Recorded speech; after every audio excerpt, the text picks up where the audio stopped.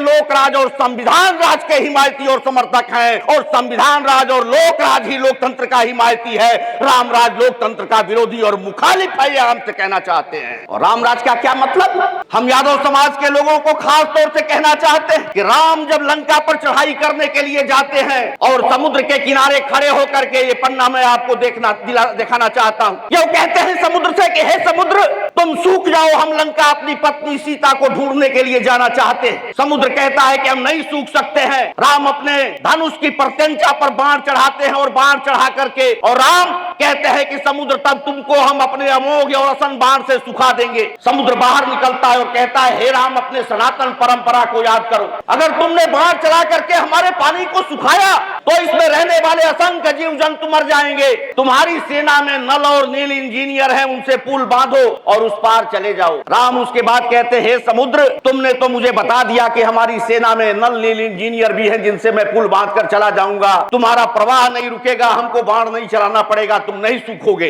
लेकिन राम कहते हैं कि मैंने जो प्रत्यंचा पर बाण चढ़ा दिया, ये बाण चलना ही चलना है, अब तुम बताओ हम कहां चलाएं। समुद्र कहता है हे राम मेरे उत्तर दिशा में एक पवित्र राज्य द्रुमकुल्य है, जहां पर पापी और नीच अहीर निवास करते हैं और उनके स्पर्श से मुझे बड़ी पीड़ा होती है। इसलिए हे राम अपने इस बाण को उन्हीं नीच और अस्पृश्य अहीरों के राज्य द्रुमकुल्य जो पवित्र राज्य है चला दो। साथियों यही राम राज्य है कि राम से द्रुमकुल्य के यादवों की कोई अदावत नहीं थी। समुद्र के कहने मात्र पर, और सोचिए हिंदू और सनातन धर्म के अंदर आपका इंतजाम, आपकी व्यवस्था किस स्तर पर है कि 20वीं सदी में बाबा साहब डॉक्टर अंबेडकर ने मीठे पानी को लेकर महातालाब आंदोलन चलाया, लेकिन त्रेता युग में आपको खारे पानी को छूने की इजाजत नहीं थी।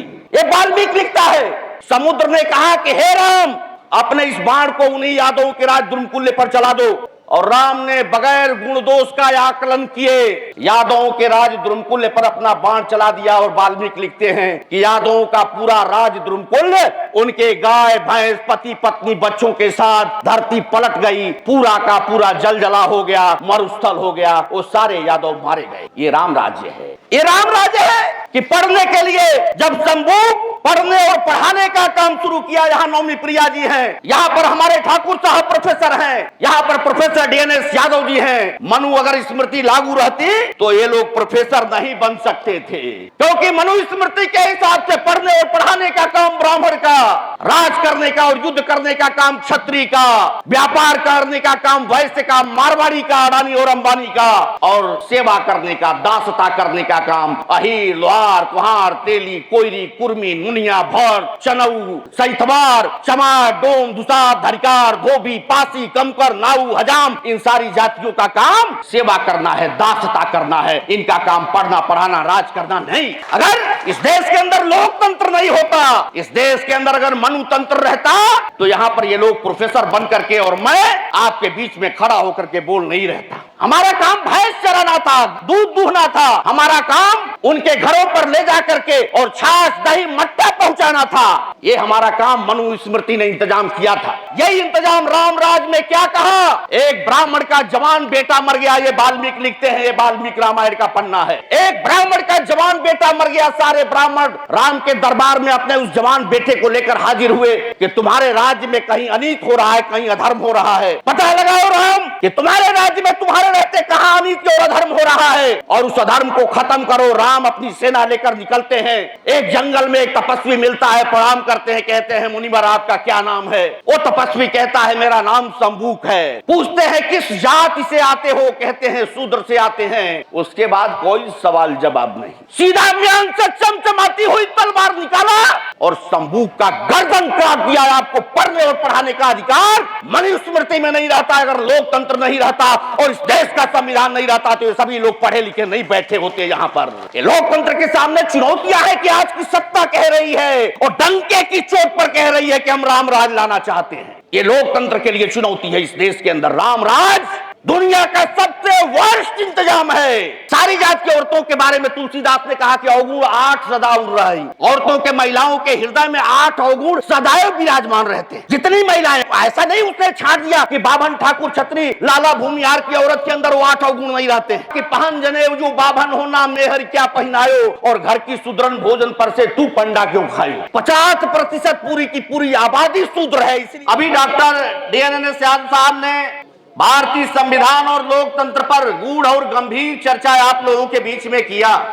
भारत का लोकतंत्र जुमा 75 वर्ष का केवल हुआ, लेकिन जो ये लोकतंत्र शब्द है, लोक का, जैसा कि प्रोफेसर साहब ने कहा कि जनता द्वारा जनता के ऊपर जो शासन पद्धति है, जनता के ही आदमी को जनता द्वारा ही चुना जाता है और वो जनता के ऊपर शासन करता है, यही लोकतंत्र है। हमारे प्रोफेसर साहब ने आपको बताया और उसी के बदौलत आप सोचिए कि भैंस चराने वाले का बेटा बिहार का मुख्यमंत्री बना, हजामत बनाने वाले का बेटा बिहार का मुख्यमंत्री बनाना, ताड़ी उतारने वाले का बेटा देश का केंद्रीय मिनिस्टर बना, ये इस लोकतंत्र की बदौलत है। वरना कौन लोग राज करते थे? दरभंगा के राजा, और दरभंगा के राजा का जो मुंह से बोल दिया वही कानून। लेकिन लोकतंत्र में यह तय हुआ कि जो राजा है उसका बोलना कानून नहीं, जनता ने तुमको वोट दिया, लेकिन राज तुमको भारत के संविधान के मुताबिक करना है। ये भारत का लोकतंत्र है, ये लोकतंत्र है। और लोकतंत्र का इतिहास आज का नहीं। अभी डॉक्टर साहब ने आपके बीच में कहा हमारा लोकतंत्र 26 जनवरी 1950 को जब हमारे देश का गणतंत्र लागू हुआ, हमारे देश का जब संविधान लागू हुआ 26 जनवरी 1950 को, उसके बाद से हम दुनिया के लोकतांत्रिक देश बने। लेकिन दुनिया का लोकतंत्र 2500 वर्ष पुराना है। ग्रीस में, यूनान में ईसा 500 वर्ष पहले ग्रीस में, यूनान में लोकतंत्र की स्थापना हुई। और लोकतंत्र का मतलब क्या होता है? डेमोक्रेसी। और डेमोक्रेसी ग्रीक का एक शब्द है डेमोस और क्रेटोस। डेमोस का अर्थ होता है लोक और क्रेटोस का अर्थ होता है शक्ति, लोक शक्ति। यही लोकतंत्र है, लोगों की शक्ति ही लोकतंत्र है। और हम आपसे कहना चाहते हैं कि इसके पहले हमारे देश के अंदर ये मिथिला, एक तरह से हमारे उत्तर प्रदेश में काशी और बिहार में मिथिला, ये मनुवाद की राजधानी है। और हम मनुवाद की राजधानी में खड़े हैं, बिहार के मनुवाद की राजधानी में खड़े हैं। और मनुवाद और अम्बेडकरवाद, इस देश के अंदर हम आपसे कहते हैं दो तंत्र, लोकतंत्र और राजतंत्र। राजतंत्र की स्थापना मनुवाद ने किया, मनुस्मृति ने किया। और मनुस्मृति ने क्या इंतजाम किया इस देश के अंदर? इस देश के अंदर इंतजाम था कि रानी के पेट से राजा पैदा होता था। यह मनुवाद था। दरभंगा के राजा की बीबी से पैदा हुआ बेटा ही दरभंगा का राजा होगा, उसमें आपका कोई मतलब और सरोकार नहीं हुआ। और इसीलिए यह देश भारत हजारों बरस तक इस देश गुलाम रहा। इसलिए गुलाम रहा कि यहां बैठे हुए लोगों को तुलसीदास ने रामचरितमानस में लिखा, कौन नृप होई हमें कहानी, चेर छाड़ ना होई रानी। मतलब कोई राजा बने हमारे सेहत पर क्या असर पड़ता है? हम दासी लौड़ी के सिवाय हम कुछ भी बनने वाले नहीं हैं। ये इस देश की जो आवाम थी, जो इस देश का आम नागरिक था, वो समझता था। इसलिए जब विदेशी आक्रमणकारी आते थे कुछ 100 की तादाद में और हाथ में डंडा लिए हल जोत रहा किसान, जब वो पूछते थे कि दिल्ली का रास्ता बताओ, जब वो पूछते थे पाटलिपुत्र का रास्ता बताओ, तो हमारे देश का किसान ये नहीं सोचता था कि हमारे देश पर आक्रमण करने के लिए, हमारे देश के राजा को हराने के लिए और हमारे देश पर शासन करने के लिए ये विदेश से आ रहा है। वो हंसते हुए बताता था कि यही तो दिल्ली का रास्ता, यही तो पाटलिपुत्र का रास्ता है। इसलिए कि लोकतंत्र नहीं था, राजतंत्र था और देश की आम जनता को कोई मतलब और सरोकार नहीं था कि इस देश के अंदर कौन राजा है, कौन शासन कर रहा है। लेकिन 26 जनवरी 1950 को जब इस देश का संविधान लागू हुआ, तो इस देश के संविधान लागू होने के बाद हमारे देश के पुरखों ने इस बात का इंतजाम किया कि अब इस देश के अंदर रानी के पेट से राजा पैदा नहीं होगा।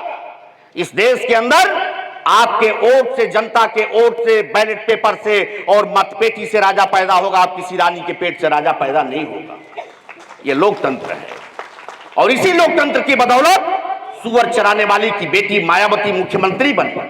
और आज की तारीख में जिसको आदिवासी कहा जाता, भारत का जो सबसे निचला तबका है, जो जंगलों में रहता है, जंगली है, आदिवासी है, आज वो महिला हमारे देश की राष्ट्रपति है द्रौपदी मुर्मू जी, वो इसी लोकतंत्र की बदौलत। इसलिए हम आप लोगों से कहना चाहते हैं कि ये लोकतंत्र दुनिया का सबसे शानदार और सर्वश्रेष्ठ इंतजाम है शासन करने का, और हम उस लोकतांत्रिक देश के नागरिक हैं। लेकिन केवल 75 वर्ष हुए हमारे देश के लोकतांत्रिक ढांचा को आत्मसात किए हुए, और 75 वर्ष बाद आखिर श्री कृष्ण चेतना मंच को ये क्यों समझ में आया कि हम ये विषय रखें कि भारतीय लोकतंत्र चुनौतियां और उसका समाधान। आखिर चुनौतियां कौन सी हम आपसे कहना चाहते हैं, और उन चुनौतियों पर हम क्यों चर्चा करने के लिए आए। हम आपसे कहना चाहते हैं कि लोकतंत्र का मतलब क्या, कि झुकाना सीखना पड़ता है सर लोगों के कदमों में, यूं ही जमहूरियत में हाथ सरदारी नहीं आती, ये किसी शायर ने कहा। ये बिल्कुल आम आदमी, गरीब आदमी, कमजोर आदमी क्या कहा कि एक वोट की कीमत जो रानी की होगी वही एक वोट की कीमत मेहता रानी की होगी। लोकतंत्र में क्या कहा, जो एक वोट की कीमत दरभंगा के रानी की होगी वही एक वोट की कीमत हमारे घर की सबसे कमजोर महिला की होगी। जो एक वोट की कीमत सामी की होगी, सामंत की होगी, वही एक वोट की कीमत असामी की होगी। ये लोकतंत्र का इंतजाम है। लेकिन साथियों, आपसे हम कहना चाहते हैं कि आज ये अत्यंत ही गंभीर चुनौती का विषय है, और मैं भाग्य और सौभाग्य में विश्वास नहीं करता, लेकिन एक शब्द आता है लोकतंत्र के लिए, ये अत्यंत ही दुर्भाग्यपूर्ण है कि आज हमारे देश के अंदर जो लोग आपके वोट से चुन करके सत्ता में बैठे हुए हैं, वे लोग ऐसा इंतजाम करने पर आमादा हैं कि लोकतंत्र खत्म हो जाए। इस देश के अंदर लोकतंत्र की समाप्ति के लिए जो जनता का शासन, जनता के लिए जनता द्वारा, इसको खत्म करने की जो चुनौतियां हैं, खत्म करने की जो कवायद चल रही है, उस पर आप सभी लोगों को गंभीरता से विचार करना होगा। क्या है आज सवाल, क्या अभी हमारी आदरणीय नौमी प्रिया जी प्रोफेसर साहिबा ने आप लोगों के बीच में रामचरितमानस की चर्चा किया, और रामचरितमानस में जो बातें कही गई, आपके इसके पहले के जो शिक्षा मंत्री थे, मधेपुरा के विधायक आदरणीय, उन्होंने सदन से लेकर के और सड़क तक रामचरितमानस के तमाम दोहों और चौपाइयों पर चर्चा किया। पूरे बिहार के अंदर उस पर काफी माहौल गर्म हुआ। हमारे प्रदेश में स्वामी प्रसाद मौर्य जी ने उस पर चर्चा किया, काफी माहौल गर्म हुआ। हम आपसे कहना चाहते हैं कि आज की तारीख में जो ये सरकार है, वो सरकार कह रही है कि हम इस देश के अंदर राम राज लाना चाहते हैं, ये लोकतंत्र के लिए चुनौती है। इस देश में वो सरकार कह रही है कि हम अमृतकाल लाना चाहते हैं, ये इस देश के लिए चुनौती है। इस देश में वो कह रहे हैं कि हम समाजवाद को खत्म करना चाहते हैं, इस देश के लोकतंत्र के लिए चुनौती है। वो कहते हैं कि हम इस देश के संविधान से धर्मनिरपेक्षता को खत्म करना चाहते हैं, ये इस देश के लिए चुनौती है। और इन चुनौतियों को गंभीरता से समझना होगा। ये कहते हैं हम राम राज लाना चाहते हैं, हम कहना चाहते हैं कि हम इस देश में लोक राज और संविधान राज के हिमायती और समर्थक हैं, और संविधान राज और लोक राज ही लोकतंत्र का हिमायती है। राम राज लोकतंत्र का विरोधी और मुखालिफ है, ये हमसे कहना चाहते हैं। और राम राज का क्या मतलब, आदरणीय नौमी प्रिया जी ने आपसे कहा राम राज के बारे में। राम राज का मतलब खास तौर से श्री कृष्ण चेतना मंच है, और श्री कृष्ण चेतना मंच के अधिकाधिक लोग, मैं समझता हूं, यहां पर यादव समाज से आए। हम यादव समाज के लोगों को खास तौर से कहना चाहते हैं, ये कह रहे हैं हम राम राज लाना चाहते हैं। और वाल्मीकि रामायण को पढ़िए, राम राज का मतलब।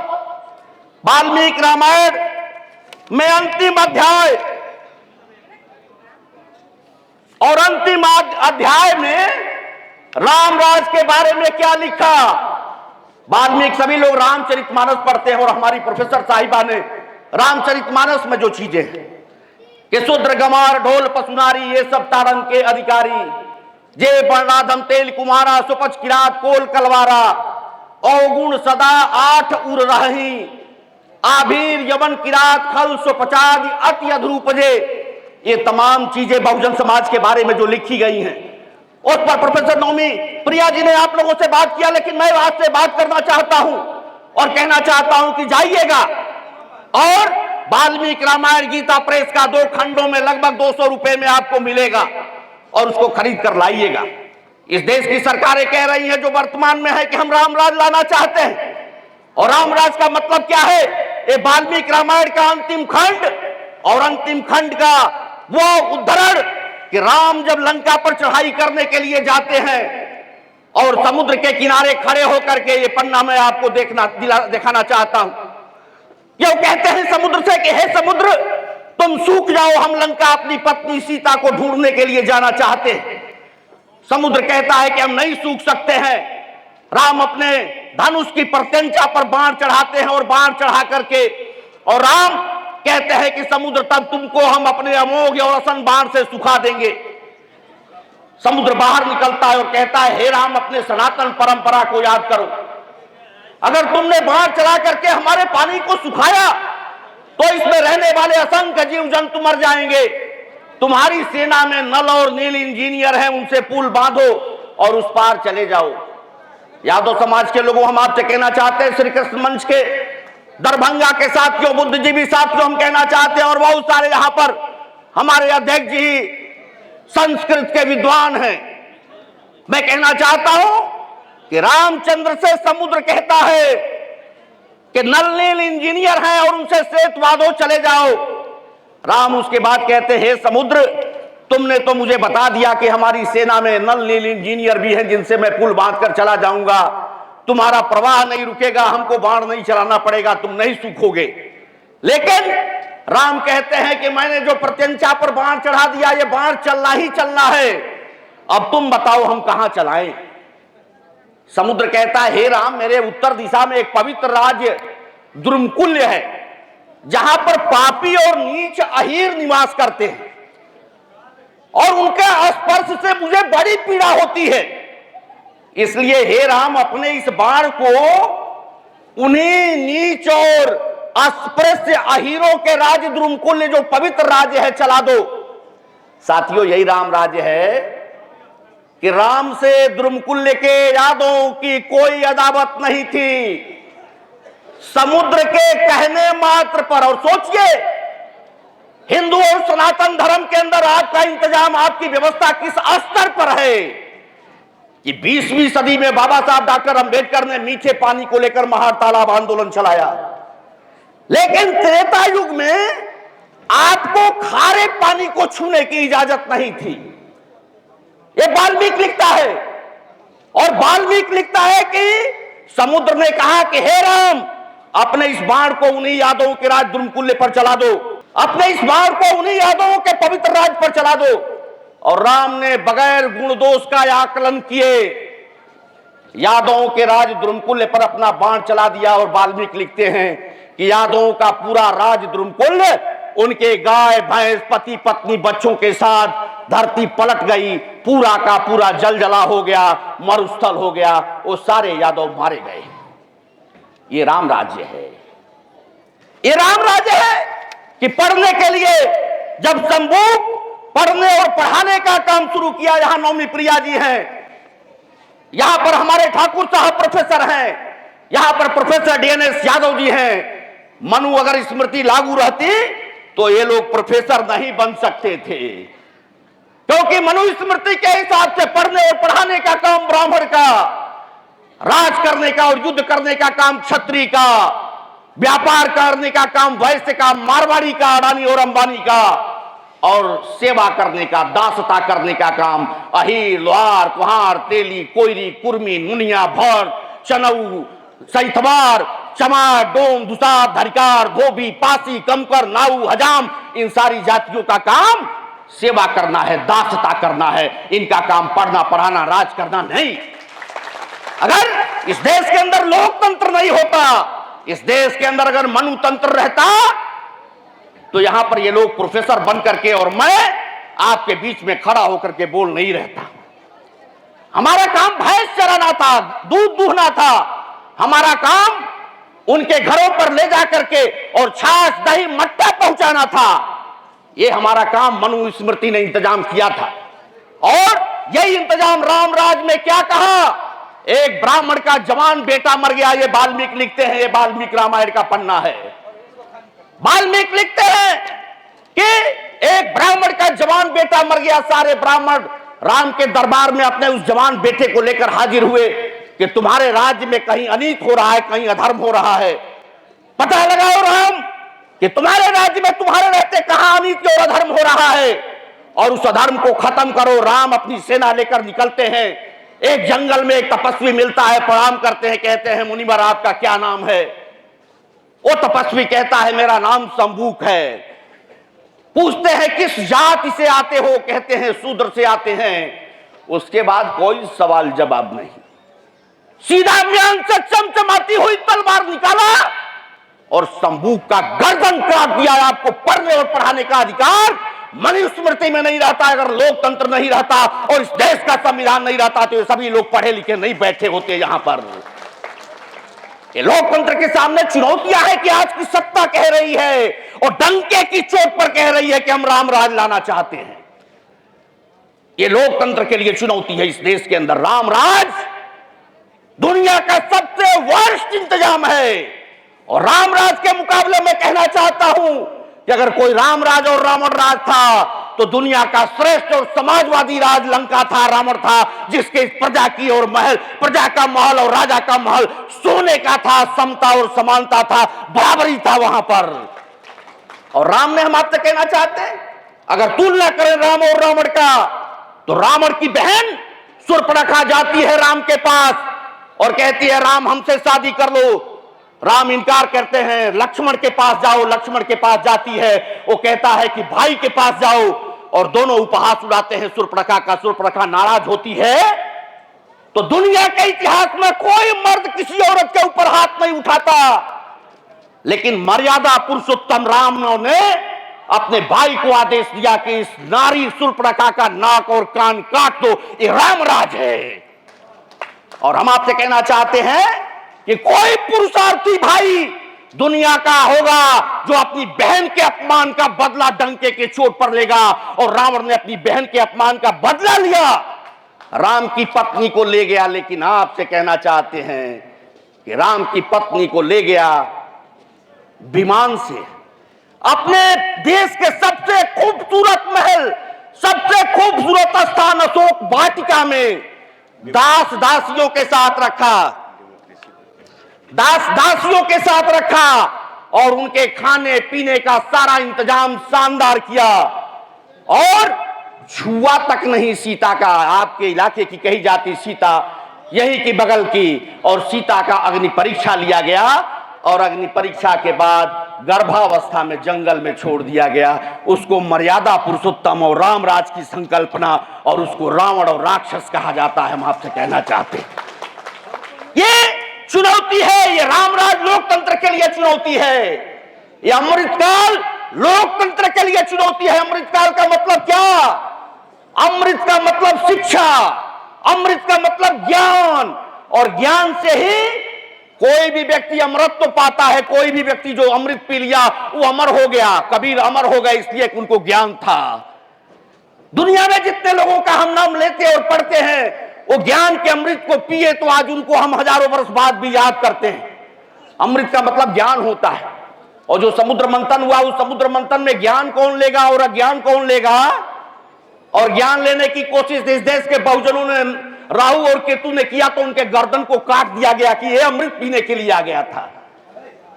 तो इसलिए हम आपसे कहना चाहते हैं कि अमृतकाल मतलब इस देश के अंदर मनुस्मृति का इंतजाम, इस देश के अंदर आपको पढ़ने और पढ़ाने का आपको अधिकार नहीं होगा। ये लोकतंत्र के लिए चुनौती है। ये लोकतंत्र के लिए चुनौती है कि भारतीय जनता पार्टी के लोग सरेआम कह रहे हैं कि हम समाजवाद को भारत के संविधान से खत्म करेंगे। समाजवाद को अगर एक लाइन में समझना चाहते हैं तो समाजवाद का मतलब जो सामाजिक उत्पादन है उस पर समाज का हक हो, समाज का अधिकार हो, यही समाजवाद हो। और आज की तारीख में हमारे पुरखों ने जो उत्पादन के कारखाने बनाए, हमारे पुरखों ने जो रेल बनाया, भेल बनाया, तेल बनाया, जो हमारे पुरखों ने उड्डयन बनाया, परिवहन बनाया, ये तमाम चीजें हमारे पुरखों ने 75 वर्ष की आजादी में बनाने का काम किया। उन सारे संस्थानों को आज की तारीख में बेचा जा रहा है। और किनको? अडानी और अंबानी को बेच रहे हैं। हम मंडल कमीशन की बात करेंगे, संविधान की बात करेंगे। हमारे आदरणीय प्रोफेसर साहब ने आर्टिकल 340 से आर्टिकल 341, आर्टिकल 342 की आरक्षण की बात किया, प्रतिनिधित्व की बात किया। हम आपसे कहना चाहते हैं कि जब सार्वजनिक संस्थान नहीं होंगे तो हमारे इस आरक्षण का, मंडल कमीशन का, एससी एसटी के आरक्षण का क्या मतलब होगा? कहां सरकारी नौकरी पाएंगे?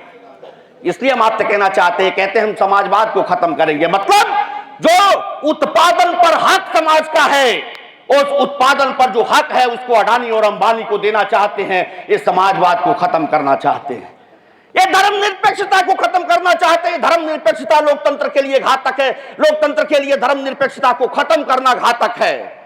और लोकतंत्र से, लोकतांत्रिक देश भारत में, भारत के संविधान से धर्मनिरपेक्षता, इससे मुसलमान का कोई नुकसान नहीं, ये कहना चाहते हैं।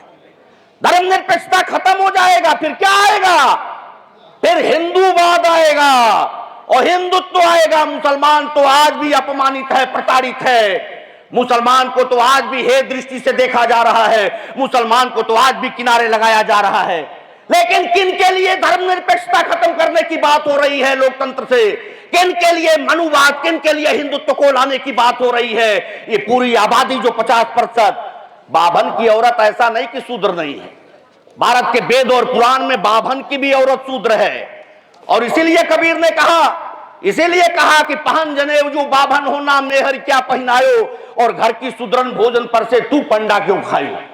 हम आपसे कहना चाहते हैं कि 50% पूरी की पूरी आबादी शूद्र है। इसलिए डॉक्टर लोहिया ने जो आरक्षण का कंसेप्ट दिया था कि सोशलिस्टों ने बादीगार्ड, पिछड़े पावे 100 में 60, उसमें सारी जात की महिलाओं को रखने का काम डॉक्टर लोहिया ने किया था। इसीलिए किया था कि सारी जात की स्त्रियां हमारे शास्त्रों के हिसाब से, हिंदू धर्म के हिसाब से सारे जात की स्त्रियां शूद्र हैं। और सारी जात की स्त्रियों को पढ़ने की, ऐसा नहीं कि केवल बहुजन समाज की औरतों को पढ़ने के लिए मनाही थी। सारी जात की औरतों के बारे में तुलसीदास ने कहा कि अवगुण 8 सदा उड़ रही। औरतों के, महिलाओं के हृदय में 8 अवगुण सदैव विराजमान रहते हैं। जितनी महिलाएं, ऐसा नहीं उसने छाट दिया कि बाभन, ठाकुर, छत्री, लाला, भूमिहार की औरत के अंदर वो 8 अवगुण नहीं रहते हैं। तो हम आपसे यही अनुरोध करते हुए कि आज आपके सामने जो चुनौतियां हैं, वो वोट तंत्र को बचाने की चुनौती है, वो लोकतंत्र को बचाने की चुनौती है, वो संविधान को बचाने की चुनौती है। और सबसे पहले इसका प्रयोग, चूंकि बिहार प्रयोगों की धरती है और बिहार संघर्षों की धरती है। बिहार में ही सारे प्रयोग हुए। बुद्ध ने प्रयोग किया, जयप्रकाश नारायण ने प्रयोग किया, गांधी ने प्रयोग किया। नमक सत्याग्रह का प्रयोग हुआ हो, या बौद्ध विहारों का और बौद्ध बुद्धिज्म का प्रयोग हुआ हो, यहां अशोक ने हथियार रख करके अहिंसा का प्रयोग किया हो, या जयप्रकाश नारायण जी ने संपूर्ण क्रांति का प्रयोग किया हो। बिहार प्रयोगों की और संघर्षों की, आंदोलनों की और क्रांति की धरती है। यहीं पर भारतीय जनता पार्टी ने पहला प्रयोग भी लोकतंत्र के ऊपर किया। और क्या किया? ये देखिए, एसआईआर की जो बात हो रही थी, अविवाहित महंत के 50 बेटे वोटर लिस्ट में। आपको अपनी वोटर आईडी प्रमाणित करने के लिए हाई स्कूल का प्रमाण पत्र, जाति निवास प्रमाण पत्र, पासपोर्ट प्रमाण पत्र ये देना पड़ेगा, जो किसी के पास नहीं है। सुप्रीम कोर्ट के जस्टिस तक ने कहा कि ये मेरे पास नहीं है, आपको देना पड़ेगा। लेकिन ये एक साधु के घर में 50 लोग वोटर। आपसे हम कहना चाहते हैं, आपके उप मुख्यमंत्री ये सिन्हा जी, 2 जगह इनका वोटर लिस्ट में नाम। ये 50 वोट मोदी जी के क्षेत्र बनारस में एक साधु के वहां 50 वोट। एक घुस, एक बंद मकान में, वो खुलती भी नहीं, वहां 119 वोट। जो मकान बंद है उसमें कोई रहता भी नहीं, उसमें 119 वोट। ये आपके वहां की ये मिनिस्टर हैं गुप्ता जी, कृष्णा गुप्ता जी, 4 जगह एक ही पन्ने पर वोटर लिस्ट में नाम। इनके लिए वो नहीं है, एसआईआर नहीं है। ये मध्य प्रदेश में 1696 पते ऐसे जहां एक घर में 100 वोटर रजिस्टर्ड है। ये लोकतंत्र के लिए ये चुनौती है, ये खतरा है। और ये जो प्रयोग हुआ है ये आपके बिहार में हुआ और इसके विरुद्ध जो आंदोलन की शुरुआत हुई है वो भी बिहार से हुई। इसलिए हम आपसे कहना चाहते हैं कि ये बिहार संघर्षों की प्रयोगों की धरती है और लिच्छवी गणराज्य से लेकर तमाम ऐसे उदाहरण मिलते हैं जब जहां पर लोकतंत्र की बातें हमको सुनने और जानने को मिलती है। इसलिए हम आप लोगों से कोई अब लंबी बहस न करते हुए, कई वक्ता हैं, फिर कभी आएंगे, कहने को बहुत सारी बातें थी, बहुत सारे विषय थे, लेकिन लंबा समय हो गया है।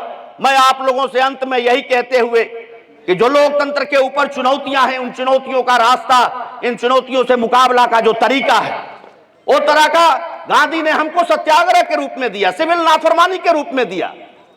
गांधी ने कहा कि हम मारेंगे नहीं पर मानेंगे नहीं अपनी बात को, और इसी सत्याग्रह के हथियार से अंग्रेजों के तोप को उन्होंने, जो हमारे प्रोफेसर साहब ने कहा कि हम लाए हैं तूफान से कश्ती निकाल के, इस देश को रखना मेरे बच्चों संभाल के, ये गीत गाया गया देश की आजादी के बाद। वो गांधी ने जो अंग्रेजों की तोप थी, उस तोप का मुकाबला सिविल नाफरमानी से करने का काम किया, सत्याग्रह से करने का काम किया। आज आपके प्रदेश में भी वो सत्याग्रह शुरू है, इस SIR के खिलाफ, इस EVM के खिलाफ। अभी जो हमारे आदरणीय प्रोफेसर साहब ने कहा कि सुप्रीम कोर्ट में, सोचिए किस मुखिया के पास इतना पैसा कि वो पुनर्मतगणना के लिए EVM का सुप्रीम कोर्ट में जाकर रिट दाखिल करेगा। मुखिया जैसे चुनाव के लिए जब आप रिट दाखिल करेंगे सुप्रीम कोर्ट में और वहां गणना होगी, तब आप हारा हुआ जीता हुआ हारेगा और हारा हुआ जीतेगा। यह लोकतंत्र के लिए चुनौती है। इसलिए हम आपसे कहना चाहते हैं कि सिवाय अपने लोगों को पढ़ना और पढ़ाना सिखाइए, अपने लोगों को लोकतांत्रिक अधिकारों के प्रति सतर्क और सचेत करिए, वोट की कीमत बताइए। किसी वोट से मोदी बैठा है तो इसी वोट की बदौलत मोदी बैठकर देश के संविधान को, देश के कानून को, लोकतंत्र को, सारी सरकारी संपत्तियों को, हमारे अधिकारों को चोटिल कर रहा है, घायल कर रहा है, खत्म कर रहा है। ये इस वोट की ताकत है। इस वोट की ताकत को पहचानना होगा कि कौन हमारे पक्ष में है और कौन हमारे विपक्ष में है। और जब तक वोट की कीमत को नहीं पहचानेंगे, जाति के नाम पर, धर्म के नाम पर आप वोट देते रहेंगे। सोचिए कि इस देश में तीसरी बार मोदी जी प्रधानमंत्री है। कोई पूछे एक जनता का काम बताइए, एक यूनिवर्सिटी खोला हो, एक कोई सरकारी कंपनी खोला हो जिसमें नौकरी दिया जा सके। जो सरकारी कंपनियां पहले से खुली थी उनको बेच दिया। क्या कहेगा, हमने राम मंदिर बना दिया। हम कहना चाहते हैं कि जब लोकतंत्र में धर्म का घालमेल होगा तो वह आदमी जो कह रहा था चिल्लाकर पूरे देश के अंदर और देखा कि हमको अस्पताल नहीं मंदिर चाहिए, कोरोना में ऑक्सीजन के अभाव में वही सबसे पहले मरा जो नारा लगा रहा था हमको अस्पताल नहीं हमको मंदिर चाहिए। मंदिर तो बन गया लेकिन ऑक्सीजन के अभाव में वह नौजवान मारा गया जो नारा लगा रहा था।